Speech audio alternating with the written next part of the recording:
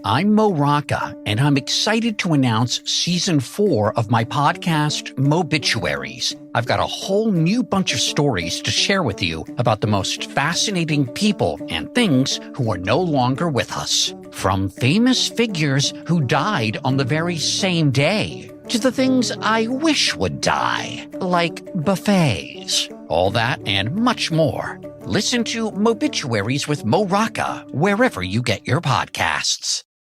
Whether you're a diehard sports fan, a hopeless romantic, or a comedy aficionado, the Xfinity 10G network was made for streaming it all. Worry less about buffering when streaming your favorite shows, movies, or live sports and enjoy a better way to watch. Xfinity gives you a reliable connection for streaming plus all the entertainment you love all in one place. Fear not, because now you can finally sit back, relax, and stream your favorite entertainment and sports like never before with the Xfinity 10G network. This is a Rogue Media Network podcast.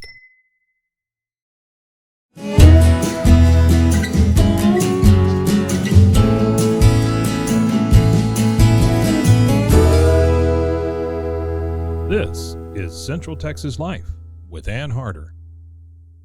Hello, everybody. Welcome to Central Texas Life, and it is a joy to have Doren Ravenscroft with me again. You were here not too long ago. I was, yes. But we were talking about an event, of course, the Cultural Arts Fest. You were the founder of that, and the Waco National Outdoor Sculpture Exhibition. You managed the development of festival and integration of sculpture into public life. I did. You are Miss Arts. No, not really. of Waco. No, you are. But sort of offhanded, you told me about another project you were doing. I said, you got to come back. And so here you are. Yes. Because tell me about the Yellow Cottage Kitchen.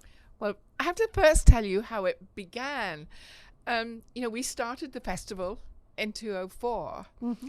But by 2006, we were doing a summer camp for students with autism, cerebral palsy, and Downs.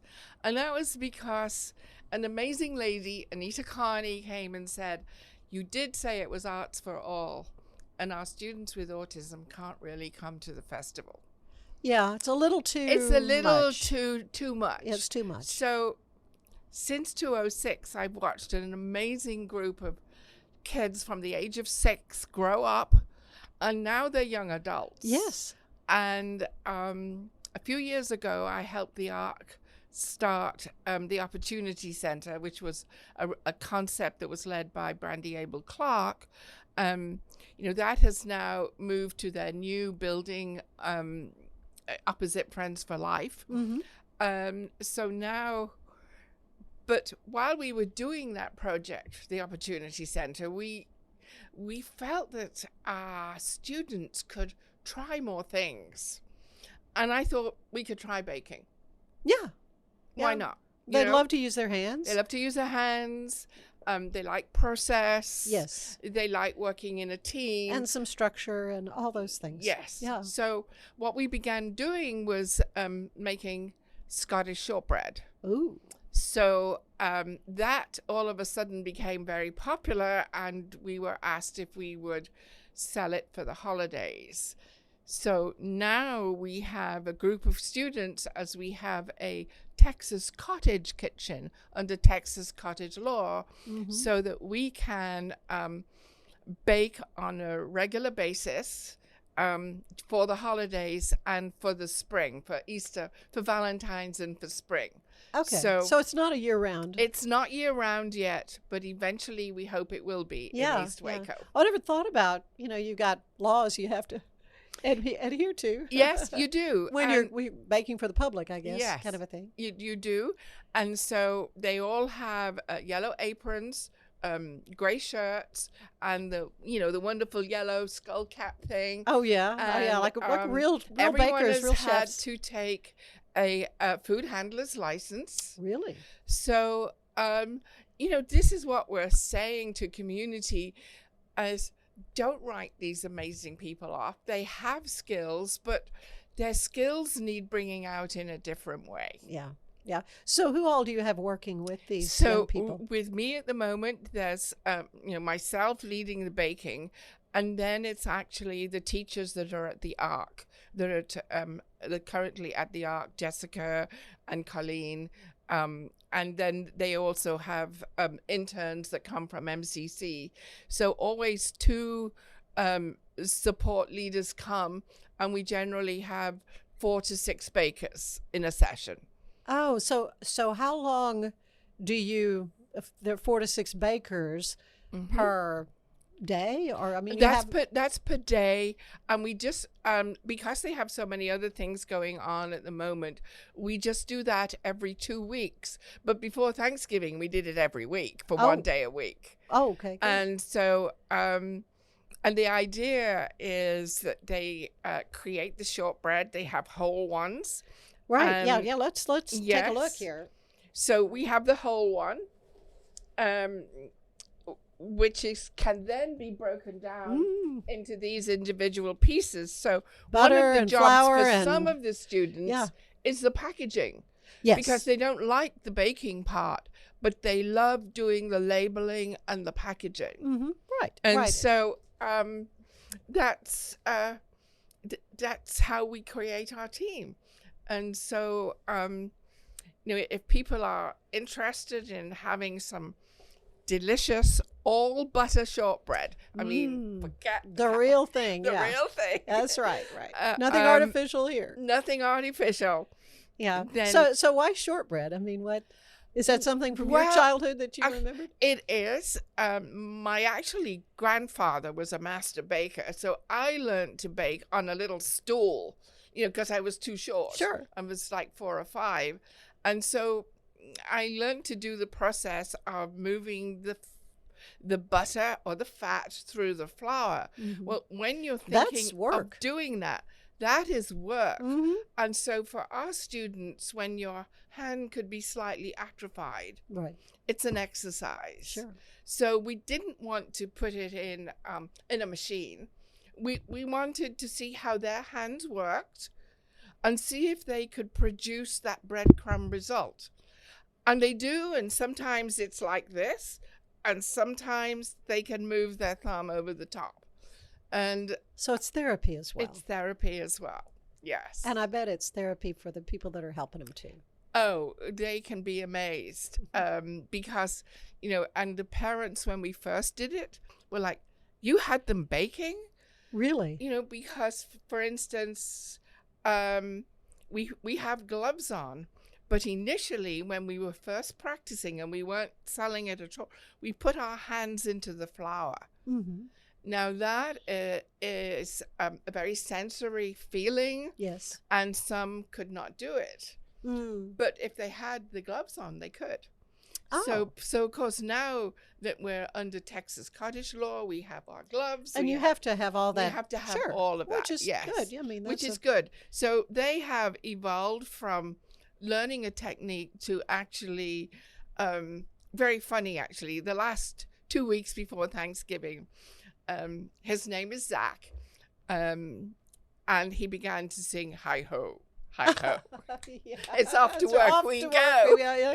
And they whistled the rest of it in. And, it's like, and they're all working away. But then another young lady decided that she wasn't going to be outbid with the singing. So she started 9 to 5 with Dolly Parton.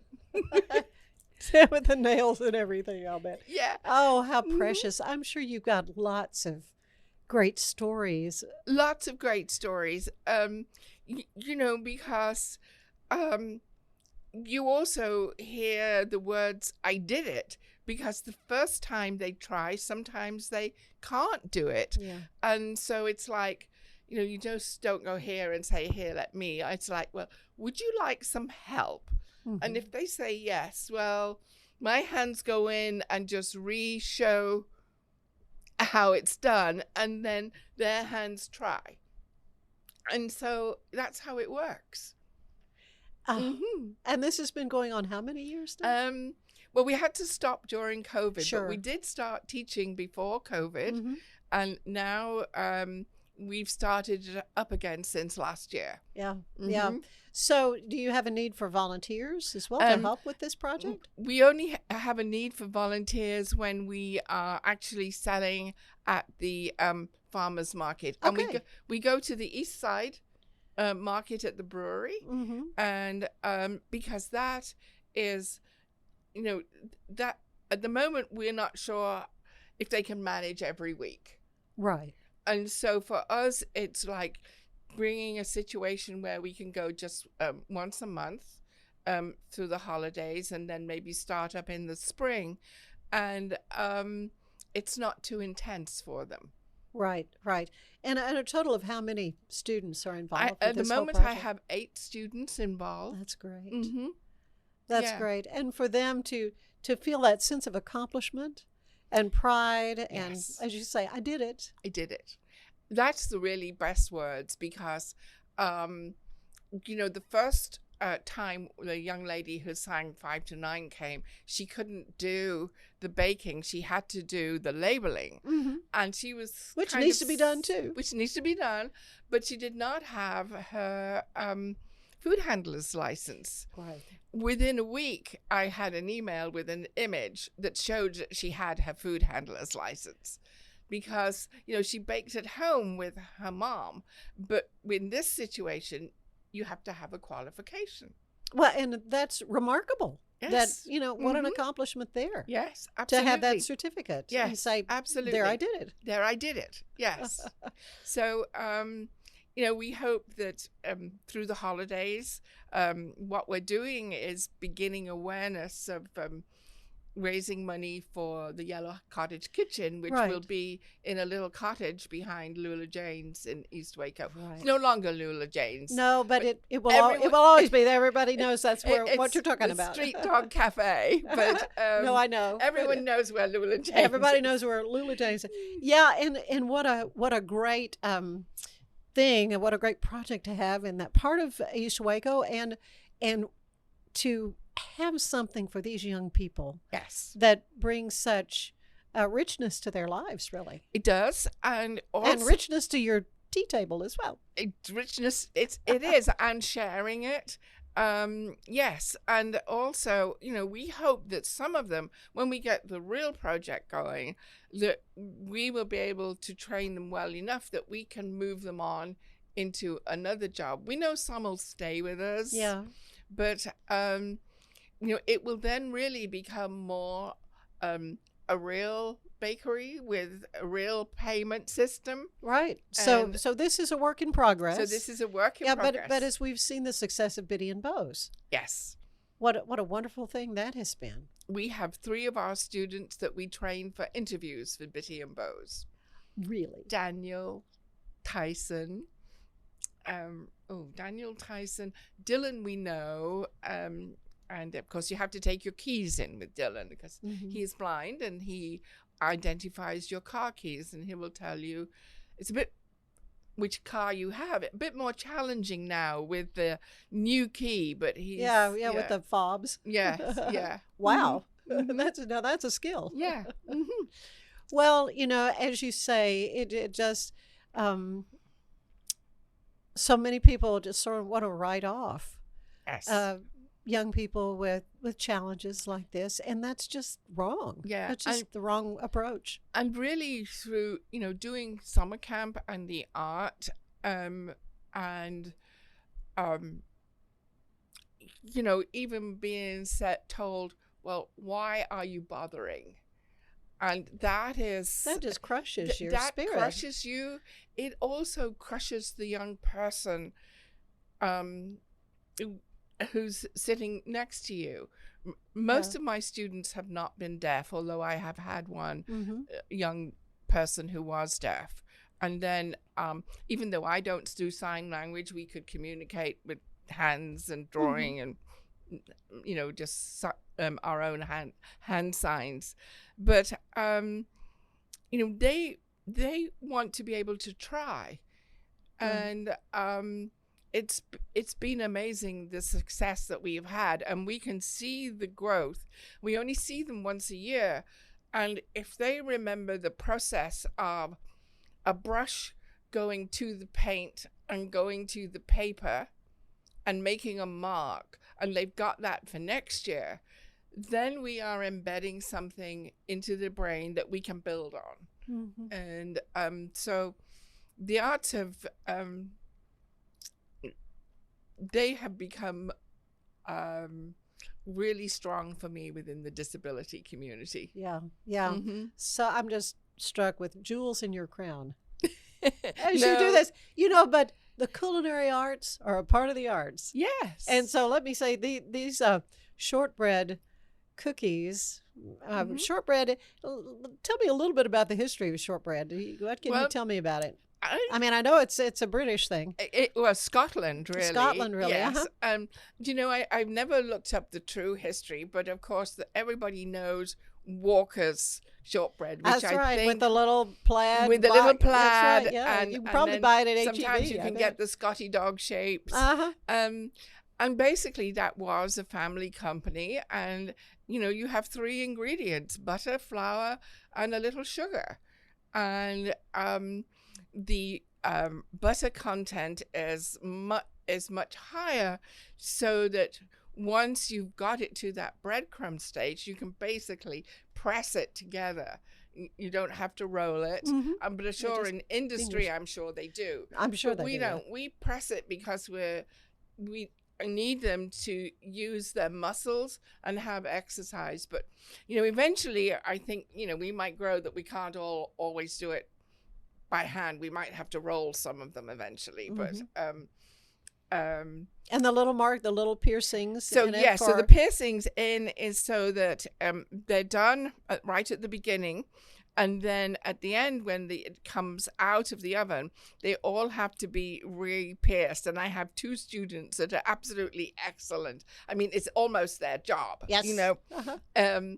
And what that does when you fork it, it lets the heat come out of the shortbread quicker, so that it crisps up. Yes, quicker. it's got that Yeah. delightful little Mhm. crunch. Yes. Yeah. Mm-hmm. Well, I just knew I had to hear more about this project and how wonderful it is, and it's something that is growing, and we're going to hear more great things about the Yellow Cottage Kitchen. But I hope so. But Doreen, thank you again for sharing this project with us, because it's a great gift Pleasure. idea. Yes. And what a wonderful way to support this precious group of people. It is, and I cannot tell everyone just, the words "I can." They mean so much. Yeah. So I hope everyone will support us. Yeah. And these wonderful kids that want their own kitchen and have already decided that I have to learn how to make ice cream.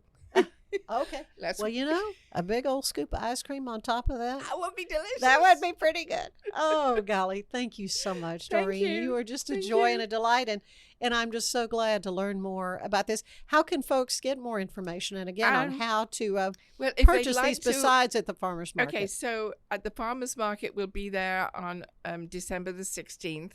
But if you'd like to order, if you text 254-723-6830, a full round is $20, and the individual packaged pieces are $2.50. Very good. Very good. And Great we set stocking them in pizza stuffers. boxes. Oh, so yeah. it's It's perfect absolutely great. size. Yeah, perfect size for that. Mhm. Well, that's great. Thank you Mhm. so much, My Doreen. pleasure. Yeah. My Thank you for pleasure. being with us as well. We'll see you again next time on Central Texas Life. Bye-bye. Bye-bye. Central Texas Life with Ann Harder is part of the Rogue Media family. Be sure to check out our other shows at roguemedianetwork.com. Please rate this show 5 stars on iTunes, Spotify, YouTube, or anywhere you get your podcasts. Join us again soon for more Central Texas Life with Ann Harder.